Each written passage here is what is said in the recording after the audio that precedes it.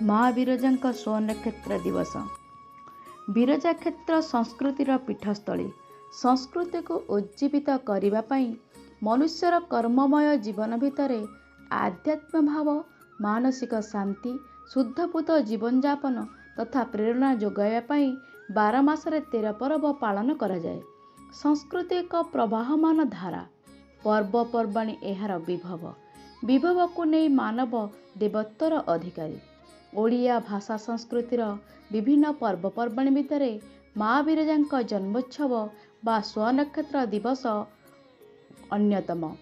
माघ दशे समुद्भूता रविकोटि समप्रभा माधवक्षे च मध्याह्ने विरजा सा सनातनी गायत्री मंत्रराजेन तस्या पूजं समाचरेत्। माघ मास त्रिवेणी अमावास्या श्रवण नक्षत्रयुक्त मकर चंद्र रे माँ विरजाଙ୍କ जन्मोत्सव पालन करा जाए। ब्रह्मांकर यज्ञनलु कोटि सूर्य सम प्रभामंडल रे उद्भासित होई माघ मास अमावास्या तिथि रे माधव वृक्ष अर्थात श्रवण नक्षत्रयुक्त मकर चंद्र रे मध्याह्न समय रे धरापृष्ठ को पदार्पण करिथिबारु उक्त दिवसटी को माँ को स्वनक्षत्र दिवस रूपे पालन करा जाए। माँ को एथिरे गायत्री मंत्र रे पाठ करा जाए। गायत्री मंत्र रे पूजा करा जाए।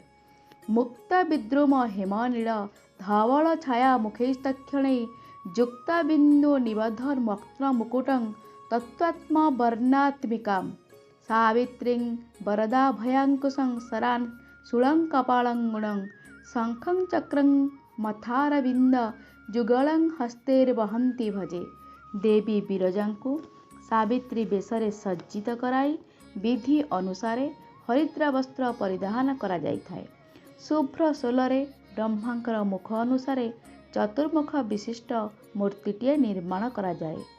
गोटिए मुख मुक्ता सदृश, द्वितीयटी पोहला परी रक्तवर्ण, तृतीयटी सुवर्ण सदृश पीतवर्ण, चतुर्थ मुखटी श्यामवर्ण करा जाए। प्रत्येक मुखर 3टी लेखाएं नेत्र थाए। अर्धचंद्रयुक्त रत्न मुकुट मस्तकरे शोभा पाए। शक्ति स्वरूपा विराजमान सावित्रीक दशभुजरे वर, अभय, अंकुश, सरगुच्छ, त्रिशूल, कपाल गुणयुक्त धनु, शंखचक्र और पद्मदय आयुध रूपे शोभा पाए। जगज्जननी माँ विरजा जाजपुरर अधिष्ठात्री देवी। एही पवित्र दिवस रे माँ का सावित्री बेश देखिबा पाई प्रबल जनसमागम अनुष्ठित होइथाए। विरजा संस्कृतिर यह एक अनन्य पर्व। विरजा क्षेत्र जाजपुरर ऐतिह्य और संस्कृति खूब प्राचीन। स्व अभिष्ट सिद्धि पाई भक्त माने दिन रे हजार हजार संख्यारे माँ का दर्शनाभिलाषरे आसीथांती। ए पीठ सबुबेले तार महानता परिप्रकाश करी आसीअछि। ए माटीर गौरवर गाथा एबे भी उज्जीवित। पुरी परी जाजपुर समन्वय संस्कृतिर महामिलन पीठ। ए पीठ स्वगौरवरे गौरवान्वित और स्वमहिमारे महिमान्वित। धन्यवाद। जय माँ विरजा।